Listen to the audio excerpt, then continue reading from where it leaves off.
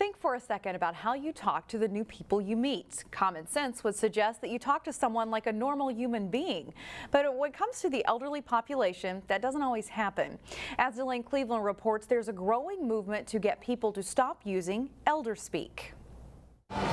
And slowly lower down, switch to the other side. Nobody can escape Father Time. There are certainly ways to slow it down, but eventually Father Time catches up. Palm stays in the center, raise up to the side. And when it does, some people have a tendency to change how they talk to the elderly population. They talk louder, they use much simpler language, or they just ignore you. Marcia Copeland is a resident of Trillium Woods in Plymouth.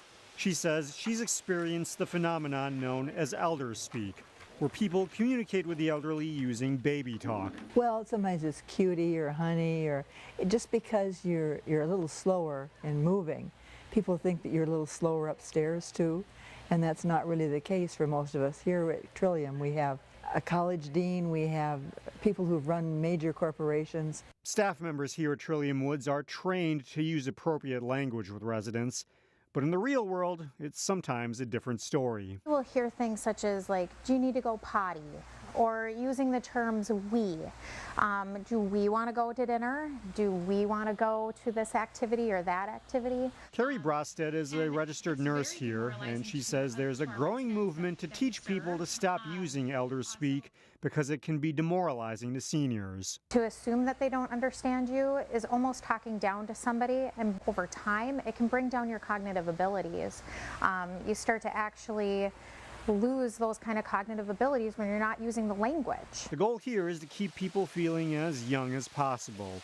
And for Marcia, a big way to do that is for people to talk to her like a normal person. I had a 35-year career at General Mills. I want to be respected because I earned that respect.